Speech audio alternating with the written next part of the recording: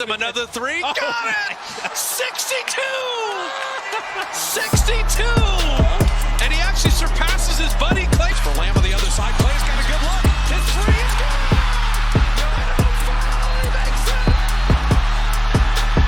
good! Long distance Curry.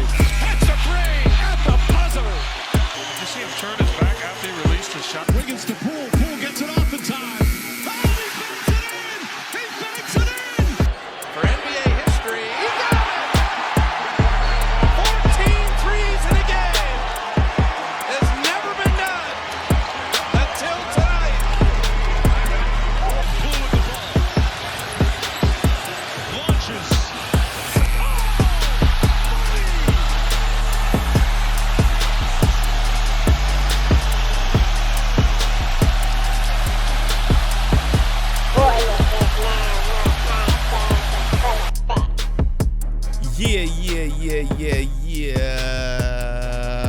Welcome to another episode of WarriorSince 9-1 podcast. It's your boy Izzy Too Real here on this beautiful Sunday Easter afternoon here on April 9th, 2023. Welcome everybody again to episode 13 of the WarriorSince 9-1 podcast. I do thank you so much for joining us here this week on the final regular season day of the NBA season. And let's just get off with it. Start off with it by saying, hey, 6th seed. Beautiful win over the Portland Trailblazers just now. The game just ended probably around like 10, 20 minutes ago. The Golden State Warriors defeat the Portland Trailblazers 157-101. God damn, beat their ass. So that was a very, very, very good and telling win for the Golden State Warriors here to end the regular season. 44-38. So now they are the 6th seed. They'll be going into the playoffs to face the Sacramento Kings for the very first time ever in NBA history.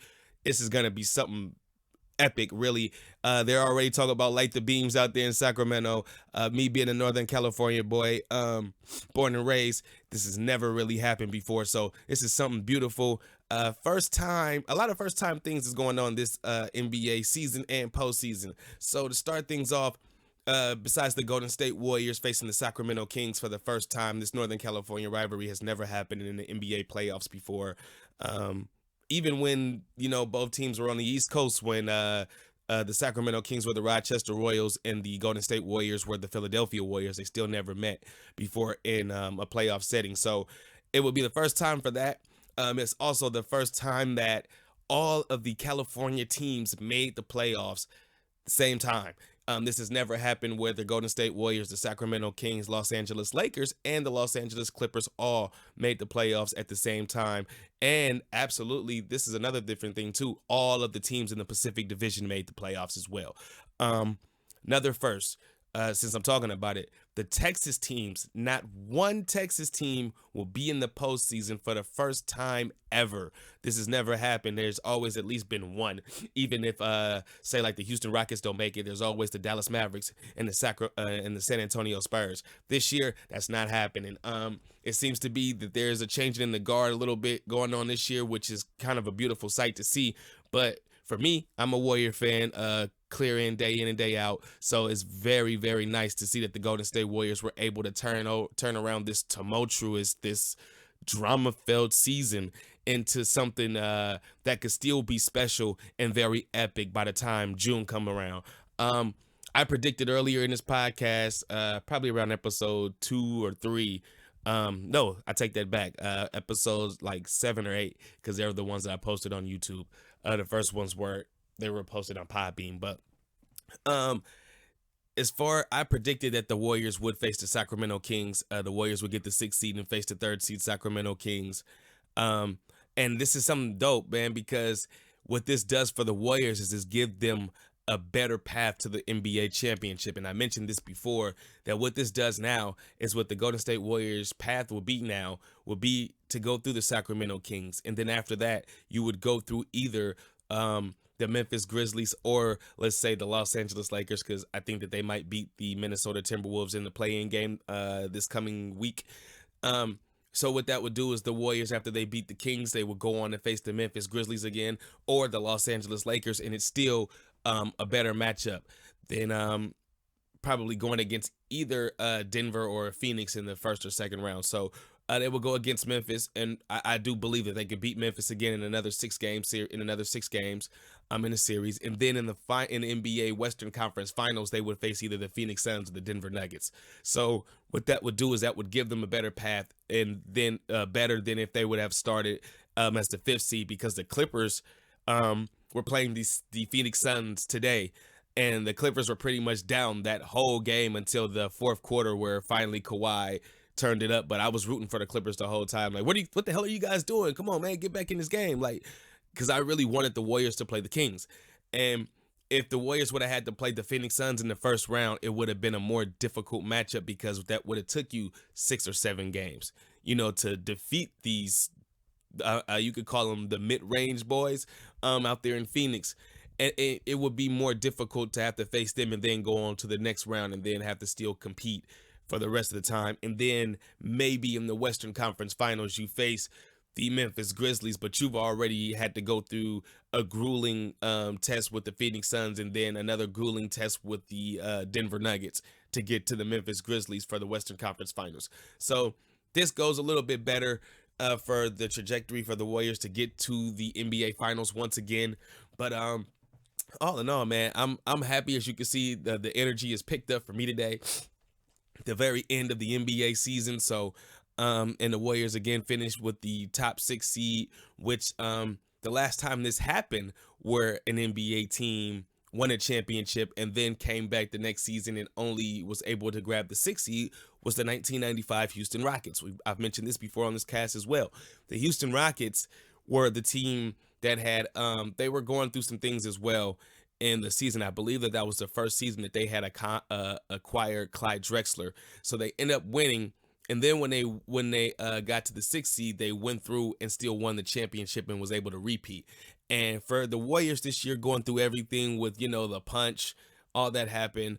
A lot of us, including myself, getting on Steve Kerr, talking about his coaching and the lack of attentiveness with the team, the lack of cohesion with the team. It just was so much that was being discussed over this 82-game season, over these last 4 or 5 months of the NBA season, that now everything is kind of culminated in this type of way for the season as well. For the season, I mean, the postseason still to go, which is a whole nother monster. But as they're talking about now in the post game, we will have Andrew Wiggins back by game 1 of the NBA playoffs. So there was a stat that they had put up also on the either post or pregame show, where the Golden State Warriors starters, the starting 5 of Steph Curry, Kevon Looney, Klay Thompson, Draymond Green, and Andrew Wiggins, still have the highest winning percentage in the NBA this season.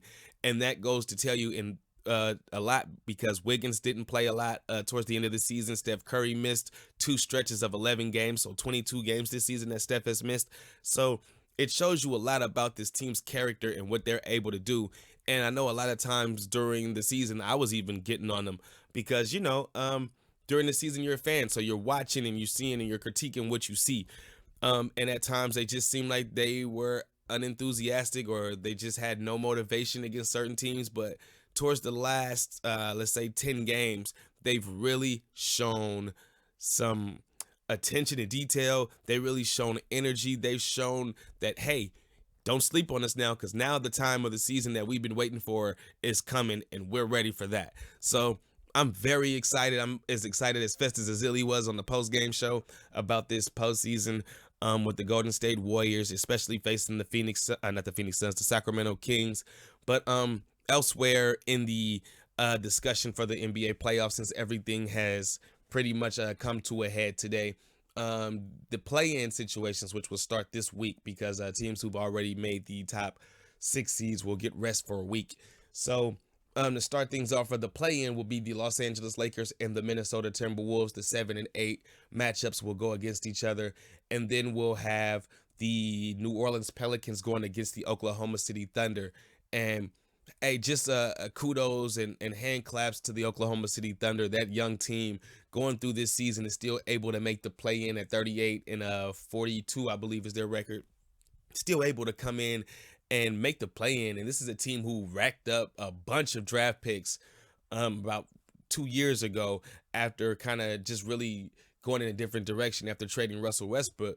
And just to see the growth of that young team with Shea Gilgeous-Alexander, Lou Dort, Josh Giddey, and a couple few of their young guys that they have over there, they've really made something of that team, and they're going to be very exciting to watch in the future if they're able to keep that young core together. Plus, they still have a lot of draft picks for this coming season and future seasons coming up. So they're going to be a team to look out for. But at the end of the day, I do see the Pelicans beating them in that 9-10 matchup, and then the Pelicans will go on to face in my mind, the Minnesota Timberwolves, because I think the Lakers will beat the Timberwolves in that 7-8 matchup. And then for that 8 matchup, for my prediction, I do think that will go to the New Orleans Pelicans. I do think the Pelicans today took the loss to the Minnesota Timberwolves. So they're going to have that kind of payback mentality, but they're also going to look at it as well as, hey, you got to win one. It's one and done. If you win, you're in. If you lose, you're out. So I think the Pelicans is going to kind of take that. They relished that last year with their young players and CJ McCollum. So I think they're going to do the same thing this year and get that number 8 seed, which will put them against the Denver Nuggets, which ended up in the number 1 seed, and the Lakers to go against the Memphis Grizzlies, which I think will be a hell of a first round series. So can't wait to see that one. But the Lakers got to take care of business first against the Minnesota Timberwolves. So if the Lakers do lose and have to go in and face the Pelicans or the Thunder, they will get that 8th seed, I do believe. Heavily the Lakers will get in. They'll end up facing the Denver Nuggets, which might be the smarter path to go if you're the Los Angeles Lakers for them. So we'll see about that. But again, so excited. And that's the Western Conference. As far as the East, I don't really talk too much about the East that much on this podcast, but let's go ahead and talk about it. This postseason, everything's exciting to me when it comes to the playoffs in the NBA season. So the number 1 seed, of course, will be the Milwaukee Bucks. So they will sit and wait for who will win out of that. So they will pretty much get the last game of the play-in to figure out who they're going to face, which is kind of almost at a disadvantage for the number 1 seed because they pretty much have to wait until the last play-in game to see who they're going to face. So it's almost kind of a disadvantage, even though they will kind of have the so-called weaker seed. But anyway, let's go ahead with this. So as far as the 4 or 5 matchup that will see each other will be the Cleveland Cavaliers and the New York Knicks. They will go against each other in the first round. That would be a pretty good series, but of course my money's going to be on Cleveland. I love that young Cleveland team with Darius Garland and Donovan Mitchell. So I just don't see them losing that series. It could still probably go 7 games though, because the Knicks aren't going to give up easy, especially with Tom Thibodeau still at the head of the New York Knicks. So I don't see them really just giving up on that series. So it could go 6 or 7 games, but my money would be on Cleveland for that. As far as for the let's see. The Philadelphia 76ers, I'm looking dead at them and I just couldn't get the name out.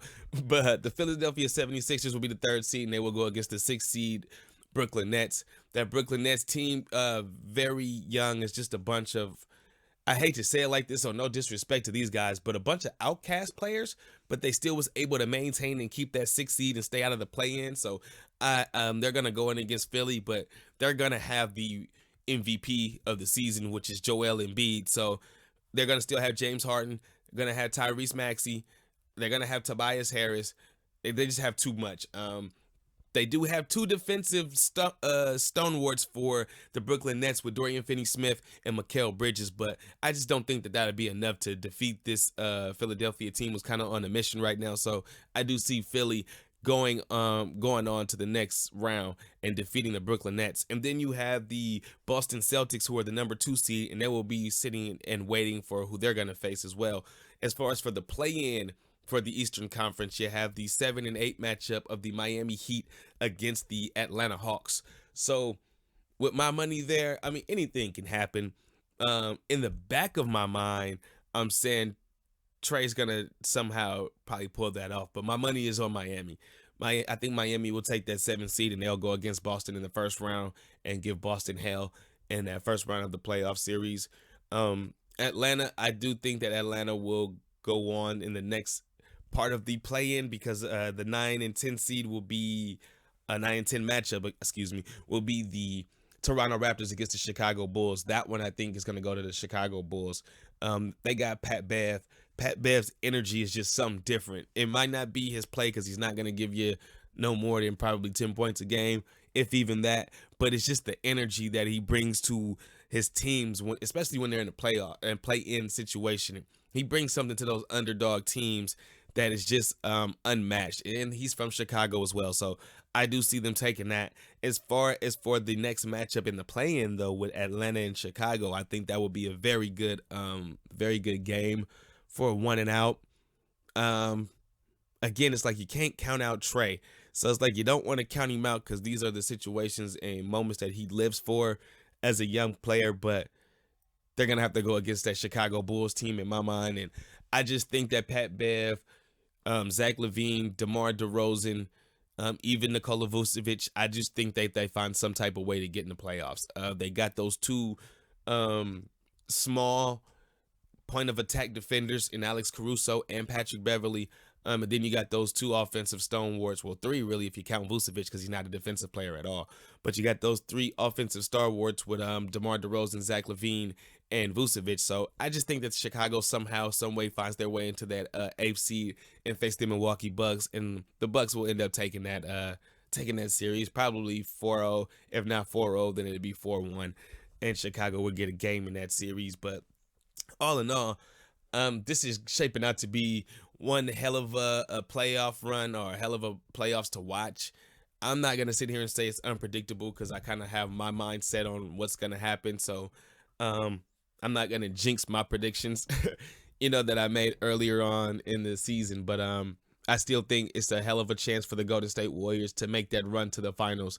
At least I do, at the end of the day, have the Warriors going to the finals to face I'm hoping that it's not the Milwaukee Bucks. I'm hoping any other team but the Milwaukee Bucks, but I do see it being a Warriors Bucks in the finals. I just see it that way. Until it visibly happens, I just don't see a team in the Western Conference beating the Warriors in a 7-game series.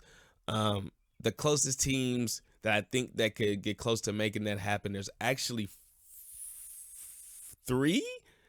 There's 2 in the possible. So let's say that there's 2 in the possible teams that I feel like that could give the Warriors some problems and make your heart pump a little bit faster. And I think the Lakers are one of those teams. I do think the Phoenix Suns, even though I do believe wholeheartedly that the Warriors would beat the Phoenix Suns in a 7-game series, I think the Phoenix Suns would make you nervous. And the possible team, because they're always going to be a possible team, even though I still think they talk too much, even though I still think they're too arrogant and too brash for their own good. But the Memphis Grizzlies is always that possible. They're always going to be that possible. They're young, they're hungry, they're very athletic. The only thing is they're going to be missing Steven Adams for the season. So I can kind of mix this in with the news of the week. Let's get started here with that as well. So news of the week, especially for the Memphis Grizzlies, is that Steven Adams will be out for the playoffs.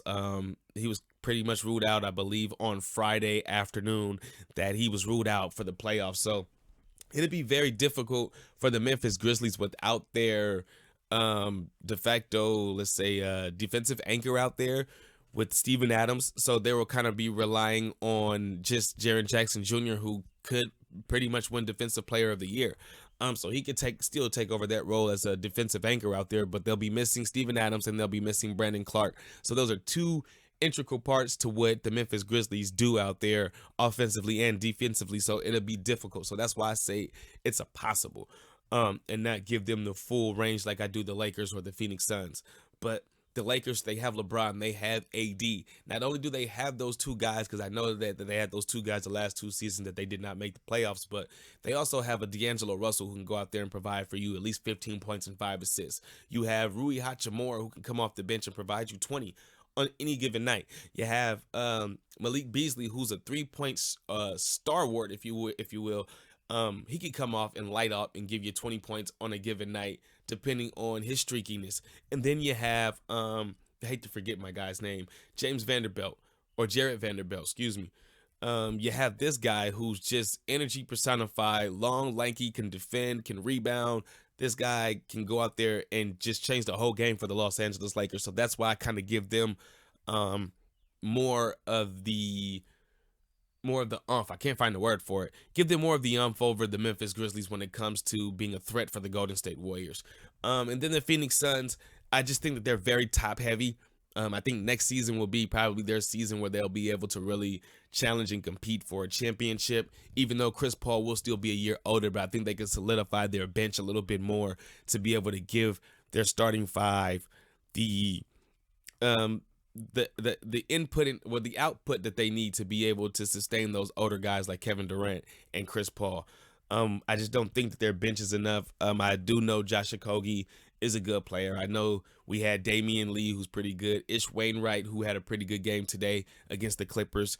And they have a couple other guys. Don't want to forget Cam Payne, who's been very good for Phoenix since coming there about 2 or 3 years ago. But they're still top heavy with KD, DeAndre Ayton, Devin Booker, and Chris Paul, and really don't have anything after that. So it'll be a difficult series for the Warriors, but I do think the Warriors will pull that out once they face them, if they face them in the playoffs. But now we know the seeding, that won't happen at least until the Western Conference Finals, if either team were to make it there. But again, I do believe the Warriors will make it there. As far as other news for the week, we want to talk about there's no return timetable for Zion Williamson as of right now, which is crazy in its own right. Again, I don't know if it's his health. I don't know if it's the weight. I don't know really what it is that really keeps keeping Zion Williamson from being able to play a healthy amount of games in the season. The only season he was able to do that was last year, and we seen kind of what they can do, but he wasn't able to play in the play-in tournament and in the playoffs when they was able to make it against the Phoenix Suns. There was no Zion. So again, just the injuries. Maybe Zion might have to just go to the drawing board, lose some pounds, and just see what he can do. But if not, he's really, I can say it, I'm going to say it, he's kind of hampering the New Orleans Pelicans because everything's kind of built around him. And if he's not out there to play, what good does it do if your team keeps getting eliminated every year in the first round or in the play-in, and then you're wasting years for CJ McCollum, whose contract probably is going to come up in the next couple years. So you don't want to keep wasting contract years for CJ McCollum when Zion Williamson can't even play. Brandon Ingram, who's been playing phenomenal this whole season, averaging more than 20 points per game. How much of his time are you going to waste? Or how much time does he feel he's going to waste before he requests a trade because he feel like he's a superstar? So many different things for the New Orleans Pelicans to try to get over for the next couple years. It's not even just this season. It's just keeping Zion healthy and getting him out on the court so he can play with his guys and help them be able to get out there and compete in playoff series, not just be playing teams year in and year out. Moving on. So the next thing I mentioned earlier is going to be the return of Andrew Wiggins. It is imminent. It's pretty much known that Andrew Wiggins will be returning this week. Next week, excuse me, because we're taking that week off. But he'll be returning next week, and he'll be trying to fix the microphone. Things keep going out. He'll be returning, and he'll pretty much be back in the starting lineup, most likely. If not, then Dante DiVincenzo will be starting, but it doesn't really matter. Wiggins will be back. We'll have our number one defender out there on the court, so we'll be able to have a solid defensive team now. And we've kind of seen that the last couple of games, really the last couple of weeks, we've been able to see a different defensive mindset for this Golden State Warrior team. When you have GP2, Dante DiVincenzo, Jonathan Kuminga, Draymond Green, now you're bringing back Andrew Wiggins. You have a 5-man unit that can go out there and not only score, provide you some shooting, but that can also defend. And let me not leave out Kevon Looney, who's been, I'm going to say it, he's been the god for the Warriors. He's played every game this season. So let's give our kudos to Kevon Looney and Jordan Poole. Played all 82 games this season, taking so many bumps, so many bruises, so many cuts, falls, everything that you want to mention over 82 games, and still was able to come out every single game and play. Didn't take any days off. Even with little minor injuries, they still were able to play. So there was no resting at all for those two guys. They were stalwarts all season. Give them their props, their flowers right now, and they're going to be key contributors to this Warrior team. And now we're moving on to the playoffs in the postseason. They have this week off where they could be able to rest and recover and, let some things heal up and give it some time without being on the court playing full contact basketball. So that's good to see as well for the Golden State Warriors. Is there anything else newsworthy? Nope, not that I see. So we can move on as far as let's talk about it. Just get it out the way. The games of the week, they were very, very good games this week for the Golden State Warriors. First, on the 4th of April, the Golden State Warriors defeated the Oklahoma City Thunder. Almost kind of was a close game. The Thunder, they give you hell, man. A young athletic squad like these young guys, they come out, they play their asses off. Give them all respect, but the Warriors were able to pull that game out 136 to 125.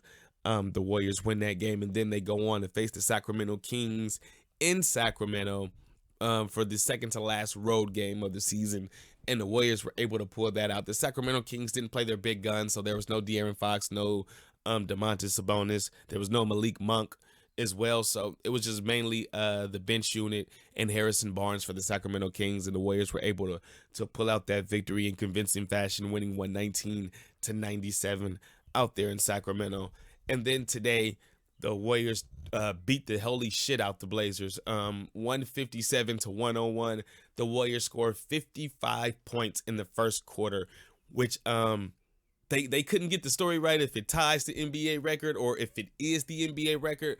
So I'm going to go with the mindset, because I don't believe even in the Denver Nuggets game, the Warriors scored 57 points in that game. I don't think they did. I think it was 53. So the Warriors scored 55 points, which is an NBA record for the most points scored in the first quarter against the Portland Trail Blazers. It was really a beating of major proportions. It was 55 to 27 at the end of the first quarter.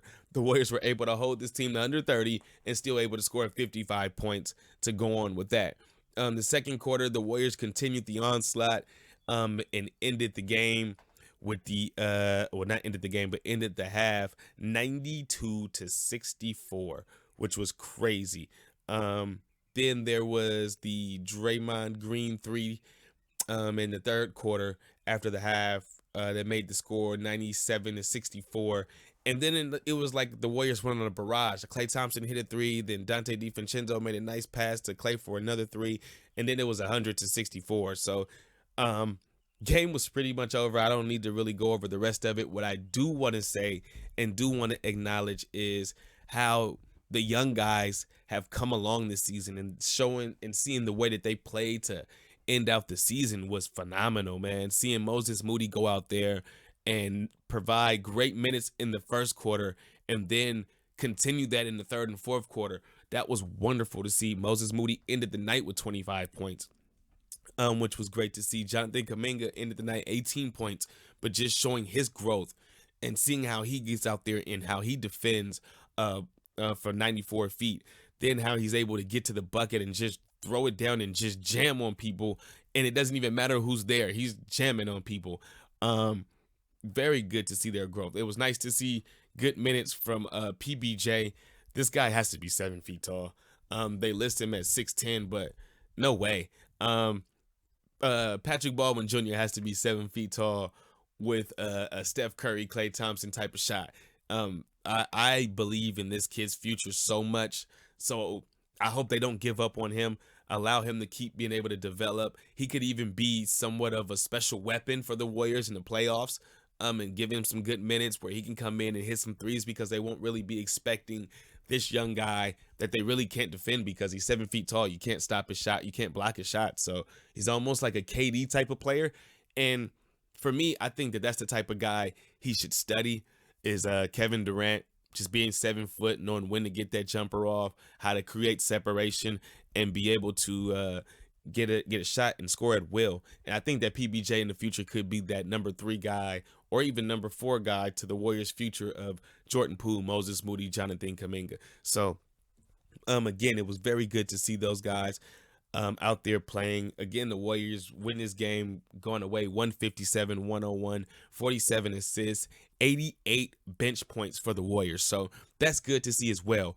Being at the last game of the season, being that we're heading into the postseason, seeing the bench being able to have the chemistry and being able to play together, seeing the young guys go out there and not really, well, there was some mistakes. They did have 15 turnovers on the night, so there were some mistakes, but it wasn't egregious. It wasn't bad. It wasn't over the top. It was it was right plays or trying to create and make the right plays. So they weren't bad turnovers. And that's very good to see from a young squad like this. Steph Curry ended the night, or ended the day, since this is an afternoon game, 26 points, 5 rebounds, 7 assists on the night, 9 of 15 from the field, 5 of 10 from 3. It was also Klay Thompson as well, who had a very good night, with 20 points or more. But the thing that with Klay Thompson, he started off the game out the gate because he needed, I believe it was 4 or 5 threes, I believe, to be with 300 for the season and be the only guy to have 300 for the season, with Buddy Hield right under him, and then followed by Steph Curry at number 3. And first quarter, first 4 minutes, Klay came out there and he hit those 5 threes. And it was like he got those quick. He knew it. He knew what he needed for that record for the season, for him to be the number 1 3 guy, and he came out and got it. 17 points in the first quarter for Klay Thompson, but Steph had 8 and JP had 12. Jordan Poole had a great game as well. He ended with 20 points as well.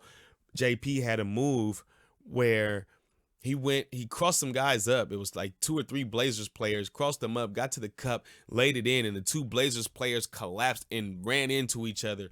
It was like one of the most, I would say, hilarious things, but one of the guys actually was hurt and was down for a minute, so I don't want to laugh at it anymore now that seeing that one of the guys was down. He did get back up and was okay after that, but just seeing those 2 guys collide from a JP move, it was a sight to see at the end of the day. But still, overall, the Warriors ending the season 44-38. They were able to win the last 3 games, or last 4 really. Well, no, last 3, because they lost the Denver game. They were able to win the last 3 games to be able to secure that 6th seed, stay out of the play-in, because we knew what happened in 2020, 2021 when they had to go in the play-in, and they lost both those games, entering as the number 7 seed. So this year, entering number 6, the odds are way more higher for them to win the championship now, with them being the number 6 seed, than any other seed that the Warriors could have gotten, maybe except for the number 1 seed. But again, I'd put my money on my Warriors right now,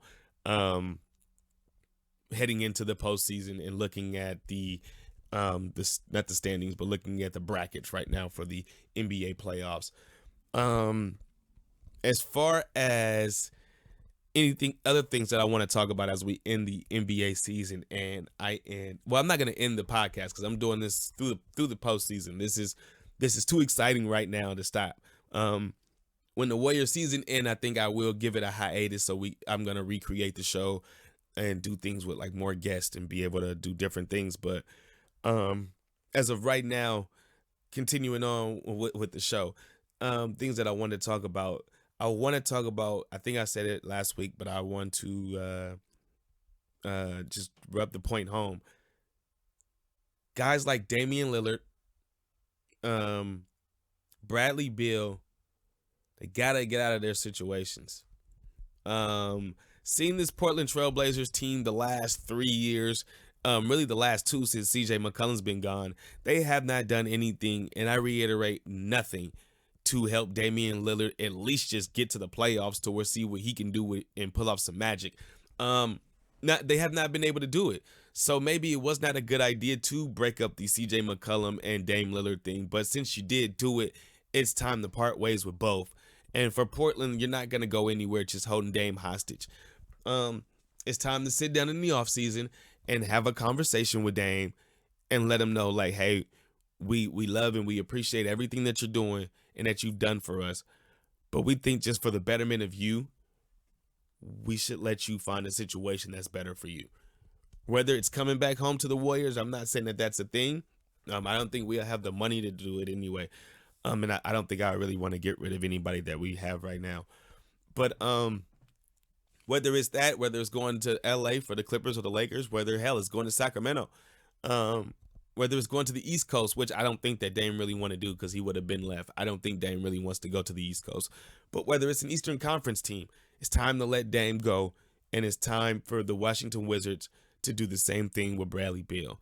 Those guys got to get the hell out of there, man, because they're wasting their careers away, and these are phenomenal players. And as the league starts to get younger and go younger, these guys are going to be lost in the shuffle. And Dame said it before on the JJ Redick podcast that once you retire, they forget about you. So before they forget about you, I want these two guys to go to a team where they could be in the playoffs and compete for the next at least 3 years before they might think about hanging it up. So that's my take on that, and these guys possibly leaving their situations and trying to find better ones, because they're going to need to, man. It's just about that time. But anyway, let's move on. So one of the last things I'm going to do on this show this week, just switch the order around a bit, is I want to do the topic section that I did last week and talk about some things. So since this is the end of the NBA season, I got some emailed questions that I broke down and created questions to answer right here on the show. So it's really only 3 of them this week. So let's go over them. It's not going to be a long show today at all. As you can see, I'm by myself, but we're going to start the postseason again, the excitement, and it's Easter Sunday. So it's things it's still to do today. But anyway, first question was, who do you think, or what's the question? What or who are the Warriors' 8 players for the playoffs? So that one is a easy question for me. I think even for Steve Kerr, for most Warrior fans. Of course, it'll be you got 30, you got Klay Thompson, you got Draymond Green, you got Kevon Looney, you have Jordan Poole, you have Andrew Wiggins, you have Dante DiVincenzo, you have Gary Payton II, and we'll throw in a wild card as Jonathan Kuminga. That's your guys. So we really have 9 instead of 8. So now we have 9 guys that can go out there and that can try to go home, bring this championship home for a second time, for a repeat. Do I see anybody else? I do see Moses Moody maybe getting some minutes in one of these series, maybe not the first round series, but I do see Moody getting some minutes and being a key contributor. I think he might be one of those unsung heroes that happens usually every playoffs, where there's one team that has an unsung hero that people don't really give the props to, or that the media spotlight usually isn't on. So I think that will go to Moses Moody this year, as far as that goes. So yeah, those are the top 9 players for me. The second question, who are the legitimate threats to the Dubs? And again, I think I mentioned this earlier, who the 2.5 are, because again, the Memphis Grizzlies are possible. So there are 2 teams for sure that I do think that can give the Warriors problems. It can be legitimate threats, or again, the Los Angeles Lakers and the Phoenix Suns. You can never count out a team that has Kevin Durant, especially if that team is good enough to make it a close game at the end. You never rule out a team that has Kevin Durant. So I would absolutely give them the props as a threat, because again, they have Kevin Durant. Devin Booker was doing it before Kevin Durant got there. He's a mid-range magician, so it's going to be very difficult to stop him from getting like 38 points on any given night, especially with that mid-range jumper. The Phoenix Suns defense is something that is a beautiful thing. Their defense is very good. Nothing to be slept on at all as far as for the Phoenix Suns. So I do think that they're a threat. Chris Paul still is hungry. He still wants his one championship before he calls it quits. So I do think that they are the biggest threat to the Golden State Warriors, even over the Los Angeles Lakers. The Lakers, I say they're a threat because they're a deeper team. Not only do they have LeBron, who is 37, 38. Well, I'm 37, so LeBron's 38 years old. You have Anthony Davis, who's not been playing like the Anthony Davis who started the season, but still he's there. He could become a different player in the playoffs. That's still a wait and see type of thing. And then you have guys like, again, D'Angelo Russell. He's kind of a wild card in his own right, because you never know what you're going to get from him on a given night. He could be a guy who can come out there and give you 30. We've seen him do it for the Golden State Warriors when he played for us that half a season in 2019, 2020 season. So we know what he can do. Again, they have your Jared Vanderbilt, who's an energy guy who can be a defender, who can be pesky, trying to guard Steph out there on the perimeter, or guarding Klay, just being long and lanky, or giving Jordan Poole problems. We see the problems Jordan Poole has with longer defenders. So It could be a problem. You have Malik Beasley again, who I said earlier, sharpshooter. We seen what he did in Utah. So he's not something to scoff at. And then another guy I forgot to mention earlier, so let's give him his props now. Austin Reeves. Austin Reeves has been like a unsung hero for that Los Angeles Lakers team. Somebody that LeBron has taken under his wing, has become very fond of, and he's been playing past what people thought his capabilities were. So you don't want to sleep on that Laker team at all. And that would be the advice that I would give to the Memphis Grizzlies. Like, don't sleep on that Laker team, man, because at the end of the day, this team is not the same team that you've seen earlier in the season. Shannon Sharp will probably be at the games, so that would be another different thing. But for Memphis, they don't want to talk themselves out of a series or out of the playoffs, because Dylan Brooks agitating LeBron won't be a good thing to do. Him trash talking LeBron won't be a good thing to do. We've seen, if you guys are big NBA fans, we've seen what happened when it was Desmond Bane who trash talked LeBron, and LeBron wasn't having that shit at all. So at the end of the day, the Lakers could beat the Memphis Grizzlies. Do I see them beating the Grizzlies? I don't know. I have no clue. But at the end of the day, I do think that the Lakers will be a problem. They're not going to just lay down. They're not going to be an easy out. You're probably going to have to beat them in 6 or 7 games. At the end of the day, LeBron is back in the playoffs. He's going to have something to play for. If they don't get hurt, if LeBron nor Anthony Davis comes down with any injuries, they're going to be a problem. So the Memphis Grizzlies might not want to overlook that situation at all. Same goes for the Minnesota Timberwolves in that first play-in game. That's why I have the Lakers winning that first play-in game and moving on. They did it in 2021 against the Warriors. They beat the Warriors, and then they went on to become the 7th seed, even though they lost to the Phoenix Suns. But I don't see that same thing happening the same way if LeBron and AD stays healthy. So that's my take on that. As far as because I got the question, and who do I think is going to be the MVP and the Rookie of the Year? And Coach of the Year. So as far as, I'll go in reverse order.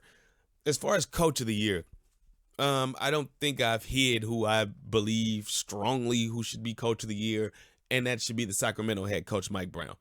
The former Warrior assistant coach, what he's done for the Sacramento Kings this season, taking them from a bottom of the barrel team, bottom of the barrel kind of franchise who has not made the playoffs in 14 seasons. The last team that took a playoff drought that long, or almost that long, was the Golden State Warriors. I believe it was 12 or 13. So Mike Brown took that team and made them into an offensive stalwart team where De'Aaron Fox is averaging 25 points per game with 6 assists. Domantas Sabonis is averaging 19 points per game with 12 rebounds. And defensively, they're not bad as well.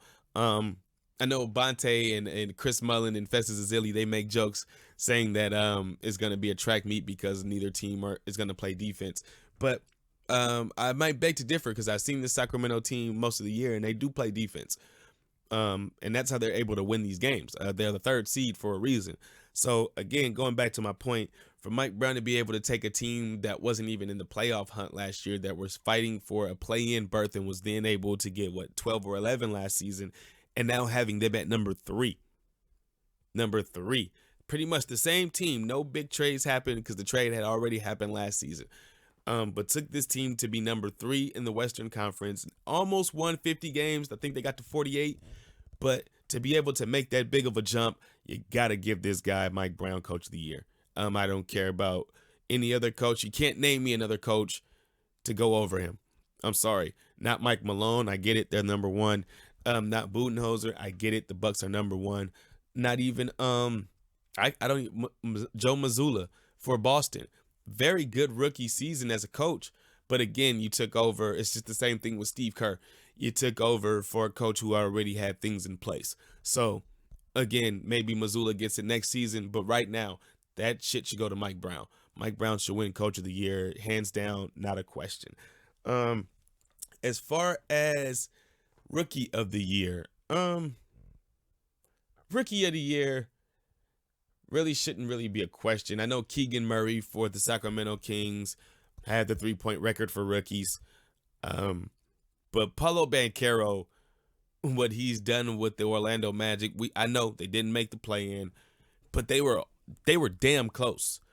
They were damn close. And what Paulo Banchero has become for that Orlando team makes you think of what they could be in the future. Because what the Orlando Magic has done with that team down there, and then drafting Paulo Banchero and what he's been able to do offensively and defensively for that team, is the blueprint that the Houston Rockets should take, or should have taken, to build their team. As far as, okay, so my pick is going to be Paulo Banchero, hands down. He will get Rookie of the Year. Just off the vote getters, I don't think it's even a question. But I just said something that made me think of another thing of news that came in. Is that the Houston Rockets will not renew and pick up the 4th-year option on Steven Silas, who was a former Golden State Warrior assistant coach, which is kind of a bummer. It's almost sad, too, in a way, because these teams know when you're rebuilding what's going on. So already Steven Silas was put in an effed up situation when he became coach in Houston. So when he became coach in Houston, it already became an effed up situation. So then after that, the situation became a little different, because the way that it went for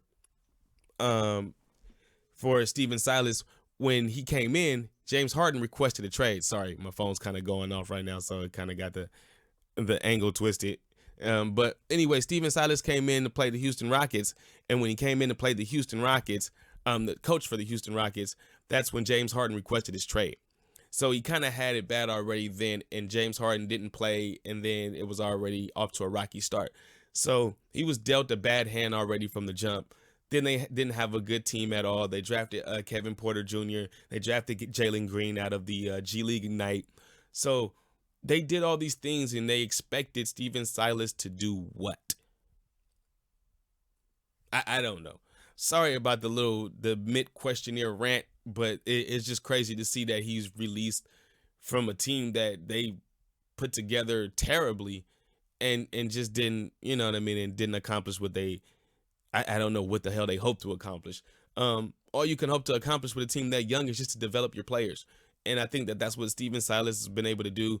And, you know, it's a terrible situation for another young head coach to lose his job on something so stupid and so mundane as the GM not able to put together a capable team for this coach to coach. So anyway, but again, to answer the last question was who do I predict as the MVP of the season? So MVP, I mentioned it earlier. Again, no question, hands down, Joel Embiid. Joel Embiid will be the MVP. I don't think it's a question. It still will probably be a toss-up between him and Jokic, depending on the voters. But the consensus is right now that award is going to Joel Embiid. He's tried so hard this year to win it. You could tell it's been his goal all season to win it, especially after kind of being snubbed the last 2 years. Last 3 years with Giannis and Nikola Jokic. So I think that it's finally going to go to Joel Embiid. He finally can get it. And we can finally move on from that. You know, it seemed to have been like the last 3 years where he's kind of, I don't want to say complain, let's say griped that he wasn't MVP, or that he didn't win the MVP, or that he wasn't considered as the top 2 guys for the MVP award. So I think he finally gets it. I think that it's finally over for him trying to get it, and we move on. But I think that that's the awards. As far as most improved, I don't know. Most improved player this year, I don't know. Maybe me personally, I know this is not going to be who they're going to give it to, but I probably would go with maybe either Tyrese Halliburton, or I would go with Shai Gilgeous-Alexander. Even though Shai has always scored 20, but I just think that his 25 now, and his team being in the play-in situation, his team being 4 games out of 500, I just think that growth, showing that he can run a team, that growth is something beyond what anybody else that they're going to pick. So for me, most improved would be Shai Gilgeous-Alexander and what he's done for that Oklahoma City team out there. So that would be my predictions for that. It's all in all, man, great week of NBA basketball. Pretty good season. It was a season that you couldn't predict at all, and I think that's what they were going for. That's why it was a lot of questionable referee antics that took place this season. I think because they was trying to produce this type of season, and they got their wishes. When nobody can really predict the seeding at all. Nobody can predict the wins, especially like with the whole DraftKings and all the bets and all that type of stuff going on. Nobody can predict it, and I think that that's what they wanted. That's what they got. So all in all, to me, after 82 games for every team, I'm not finna do that math. Sorry, y'all. But all in all, man, great NBA season. I was involved in it. This was my first full season. Sorry about that. This is my first season being able to cover the team, you know what I mean? Being able to do this with the NBA and just watch pretty much every team, and then being able to cover my favorite team right here on this podcast. So this has been fun. I'm definitely gonna continue it. We're not done at all this season. I probably got like 4 more episodes before we end the season, and then I'll move on to another project before we come back for maybe some episodes. Well, we're absolutely going to do episodes in the summer because we got to keep track of the free agent thing. We got to keep track of the trades, everything that goes on in the summer, all the news, all the BS, all the speculation. So the show will keep going in the form, but there will be some lulls. So with the lulls, I will start posting things like I already posted on the page already. So check that out, about my top 10 favorite Warrior teams of all time. Don't judge me on it. You know what I mean? I did the editing myself. My editing guy now is gone, so it's kind of hard to get in contact with him. So I'm doing everything on my own. And then with the script, I lost the script. The computer it crashed and lost the script that I had, and my dumb ass didn't save it, so I had to wing it. But it still is a pretty good video. I went through so much to try to make it HD. Sorry about the picture quality. That ain't on me. Because on my shit, it's clear as hell HD. So, but then when I watch it on the TV, it look a little fuzzy as hell. So I apologize. I'm going to get better at that shit. Promise y'all. But I like doing things on my own, man, because I don't have to rely on anybody. So it's all on me. If it fails, it's on me. If it succeeds, it's on me. So, you know what I mean? At the end of the day, this was all fun. It was a great experience. I love doing this shit. Shout out to my boy Dante. He helped me out do a couple of shows. I really appreciated it. It was very fun to have people on the show and get that experience and that experiment with being able to see how I could do it with 2 people or more people doing the show. So it was a great experience. Again, thank you. Shout out to Dante for that. Appreciate you, my dude. If you ever want to get back on, you know I'm going to hit you up and see what's good. But all in all, man, another great NBA season. Another good podcast. I love the energy that I had myself today because, you know what I mean, just being happy the season is over. I got my prediction right that the Warriors would be the 6th seed going against the Sacramento Kings for the first time in NBA history. I might get to one of these games, you know what I mean, personally, so I could be there in person. It might be a Sacramento game because I think there's still a lot of restrictions at Chase Center, so I might end up going down the Golden One. But for me, I stay kind of in the middle, so it's only 40-minute drive from my house to Sacramento, maybe 50 minutes, depending on the traffic or whatever. But I might end up getting down to one of those games, and let's see what it do, man. Yeah. If you got any questions, comments, you could put those below, or you could always send those questions to WarriorSince91pod@gmail.com. I would love to answer your questions. I'll put them on the show as well. If you leave your name too, I'll even start putting the names on them as well if you want me to. So we can start having a better interactive show. Anyway, all in all, thank you guys again for joining me today on the WarriorSince 91 podcast. Again, happy Easter if you're into that. Happy Sunday. Let's have a good week. I say go Dubs. Let's see how it go next week against them Sacramento Kings. And we'll be back at the end of the week because I will talk about the play-in games with the other teams. We're going to talk about all the teams now because it's only going to be 16 to talk about instead of 32. So let's do it, y'all. You guys have a great week once again, and I thank you, and peace out, man.